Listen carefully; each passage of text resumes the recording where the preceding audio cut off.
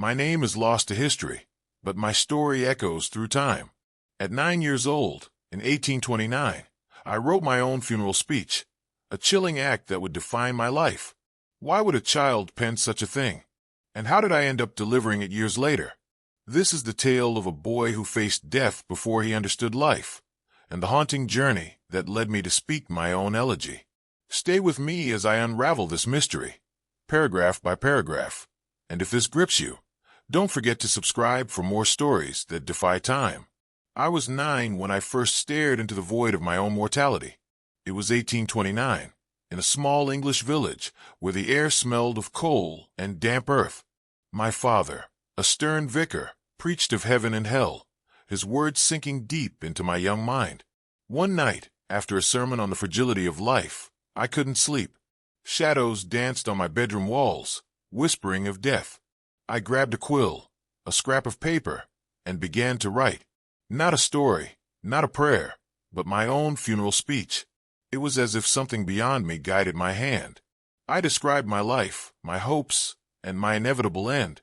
The words felt heavy, like stones in my chest. I hid the paper under my floorboard, terrified of what I'd done. Why would a child do this? I didn't know then, but it was the beginning. The village was quiet, but my mind was not. That night, I felt the weight of eternity. The paper stayed hidden, but its presence haunted me. Every creak of the house reminded me of it. My mother noticed my silence, my sudden aversion to mirrors. She thought I was ill, but it was fear of the words I'd written. At church, I watched mourners at funerals, their faces carved with grief. I wondered if anyone would mourn me. My father's sermons grew darker, speaking of judgment and the fleeting nature of life. I began to see signs everywhere, a crow on the fence, a cracked glass at dinner. I was convinced my speech was a prophecy. By 10, I was no longer just a boy. I was a keeper of a secret too heavy for my years. I avoided the floorboard, but the words called to me. I memorized them, line by line, in the dark. School offered no escape. The other boys laughed and played, but I sat apart, my thoughts tangled in the speech. My teacher, Mr. Harrow, noticed my distraction. He asked me to write an essay on hope, but I wrote about death instead. He read it, his face pale, and sent me home with a note. My father was furious, calling my words blasphemous. I didn't tell him about the speech under the floorboard. That night, I added to it, describing a funeral where no one came. The village was changing, cholera had arrived, and death was no longer just in my mind. Neighbors vanished, their homes left empty. I began to wonder if my speech was cursed. By 11, I was obsessed. I'd sneak out at night to the churchyard, reading gravestones under moonlight. Each name felt like a warning. I revised my speech, adding details of my imagined funeral, a simple coffin, a lone bell tolling. I pictured my father reading it, his voice breaking. The village was gripped by fear now. Cholera claimed more lives daily. I saw death in every face, every cough. My mother fell ill, and I sat by her bedside, clutching my hidden speech. She recovered, but the fear stayed. I began to believe I'd written my fate into existence. The paper was no longer just words, it was my destiny. At 12, I made a vow. If I survived to adulthood, I'd burn the speech. But survival seemed unlikely. The village was a ghost of itself, with half the homes boarded up. I stopped going to school. There were too few children left. My father's sermons grew desperate, pleading for salvation. I rewrote my speech again, this time imagining a crowd at my funeral, their faces blurred. I added lines about legacy, about being remembered. But who would remember a boy like me? I hid the new draft with the old, the floorboard now a shrine to my obsession. The weight of it all was crushing me. The years blurred. By 15, I was taller, thinner, and quieter. The village began to recover, but I didn't. I carried the speech in my mind everywhere. I worked as an apprentice to a carpenter, building coffins by day and dreaming of my own by night. My master noticed my skill, but said my eyes were too old for my age. I didn't tell him about the speech. One day, I carved my initials into a coffin, wondering if it would be mine. The village was healing, but I was not. The words I'd written at 9 still held me captive. I began to pray, not for salvation, but for release from my own creation. At 17, I left the village. I couldn't stay where the speech was hidden. I moved to London, hoping distance would free me. The city was loud, chaotic, alive, but I felt like a ghost. I worked in a factory, surrounded by machines that drowned out my thoughts. But at night, alone in my rented room, the speech returned. I hadn't brought the paper, but I didn't need to. Every word was etched into my soul. I began to write it again, this time on new paper, in a new city. The words were the same, but they felt heavier, more real. I wondered if I was running out of time. London was cruel. I fell ill, fever, cough, weakness. Doctors said it was consumption. I was 19, and death was no longer a child's fantasy. I returned to the village, frail and fading. My parents were older, their faces lined with worry.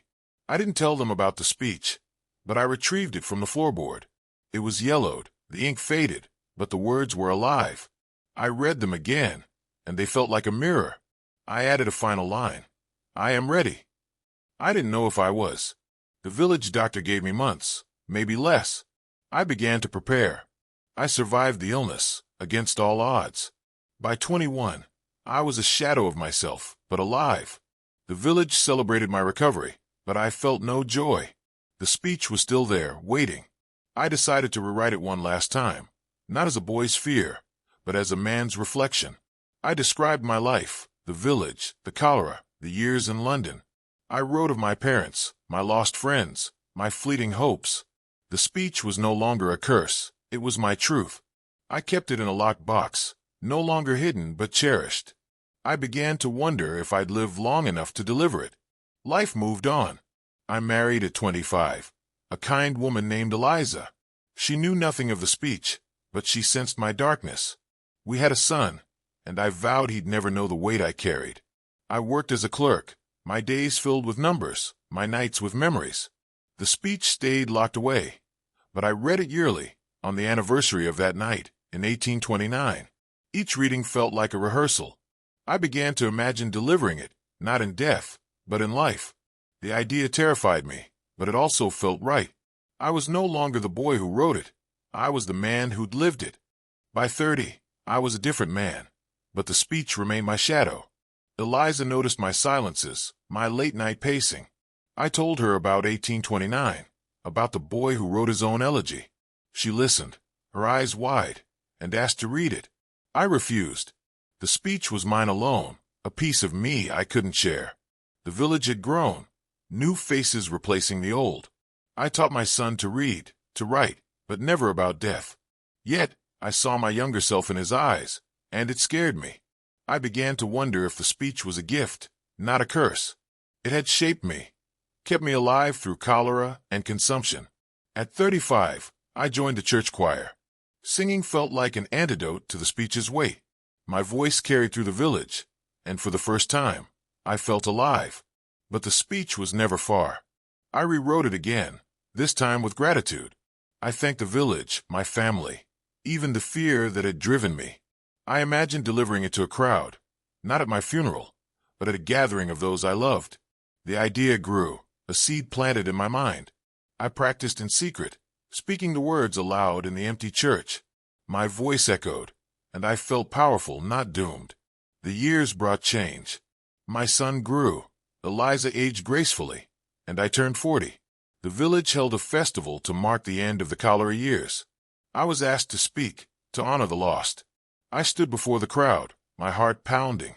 I didn't bring the speech, but its words were in my throat.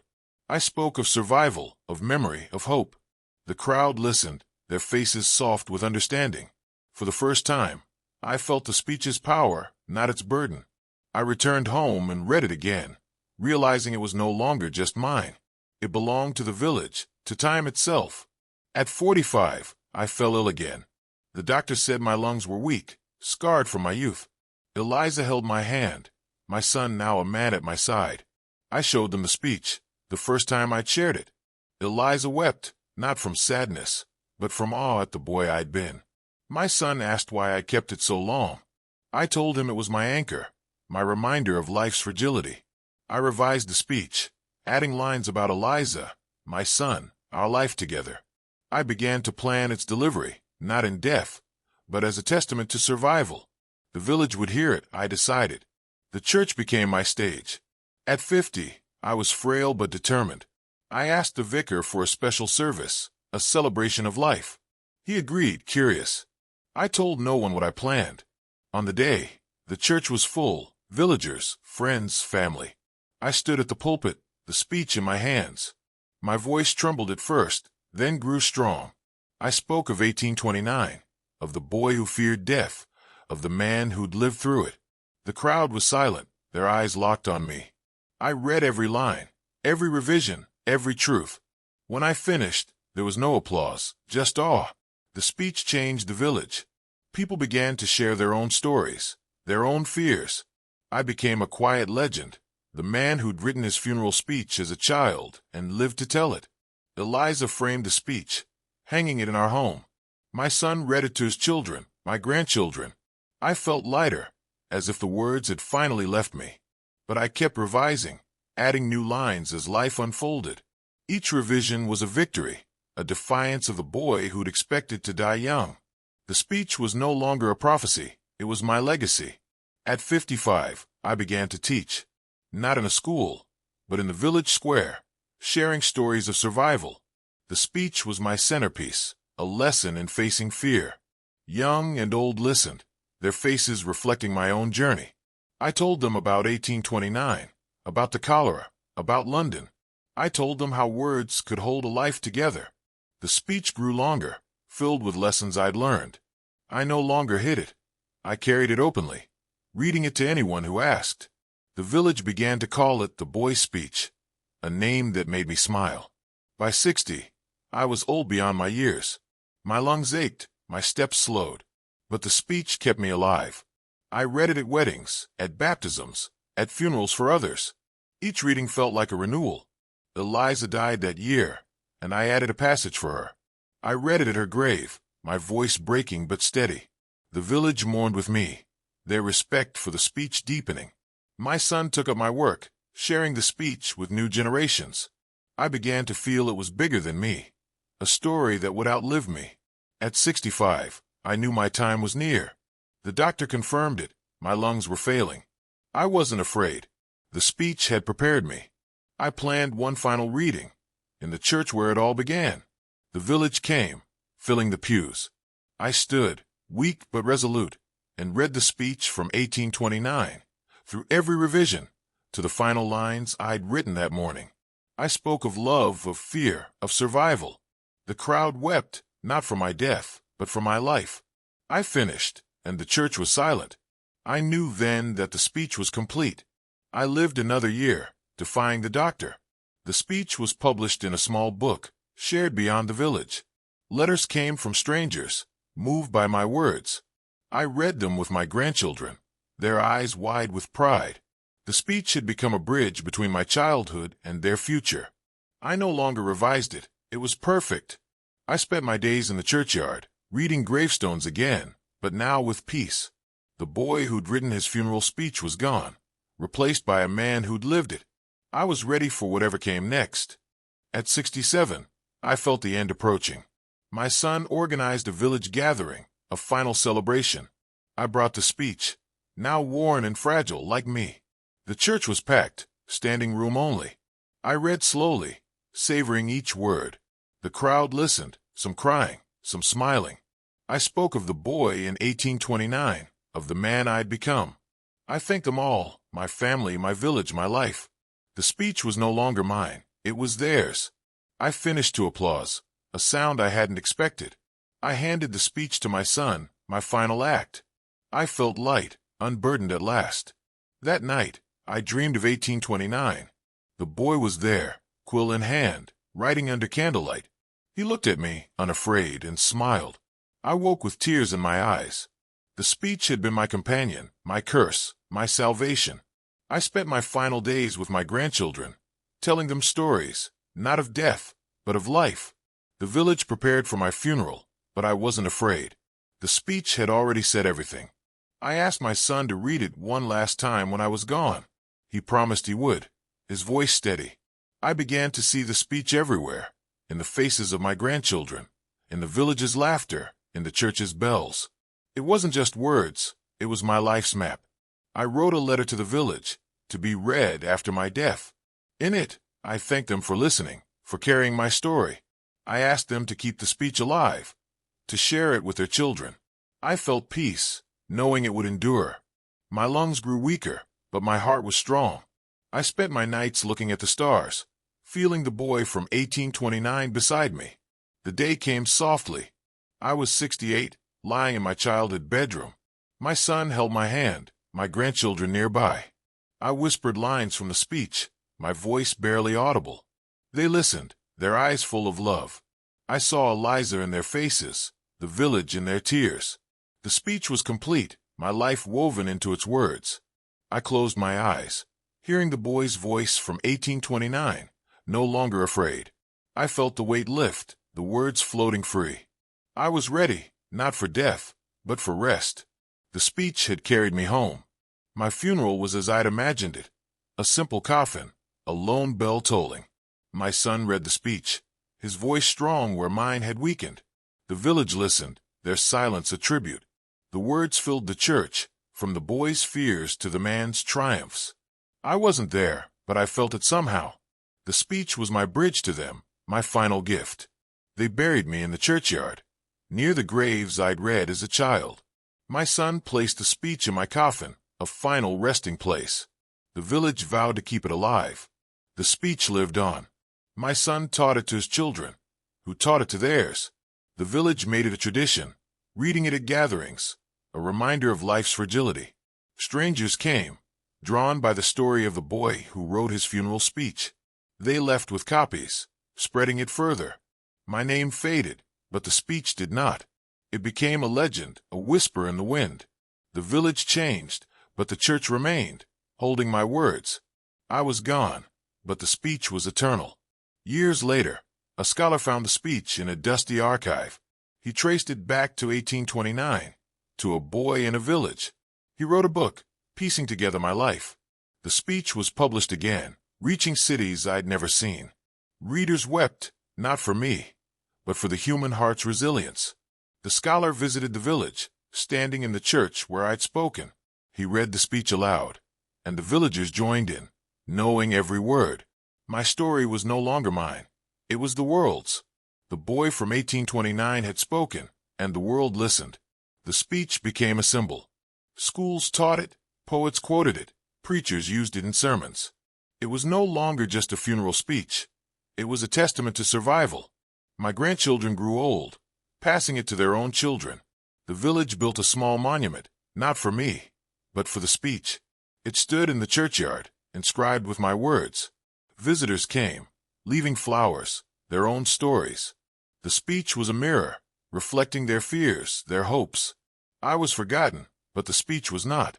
It lived in every heart it touched. Centuries passed, and the speech endured. The village became a town, the church a museum. The speech was preserved, its pages fragile, but its words strong. Scholars debated its origins, but the truth was simple. A boy faced death and wrote. That boy was me, and though my name is lost, my words are not. They're read at funerals, at celebrations, in quiet moments of reflection. The speech is a thread, connecting past to present, fear to hope. It's my life, my legacy, my voice across time. And so, I speak to you now, not as a ghost, but as words on a page. The boy who wrote his funeral speech in 1829 became the man who delivered it, and the story that outlived him. If you followed me this far, you felt the weight of my words. Carry them with you. Share them. Let them remind you to live, to face fear, to write your own story. The speech is yours now, as it was mine. Subscribe to this channel for more stories that defy time, that speak from the heart, that live forever. Thank you for listening. If this story moved you, if the boy's speech lingers in your mind, subscribe to this channel. Join us for more tales that bridge the past and present, stories that remind us what it means to be human. Hit that button, and let's keep the words alive together.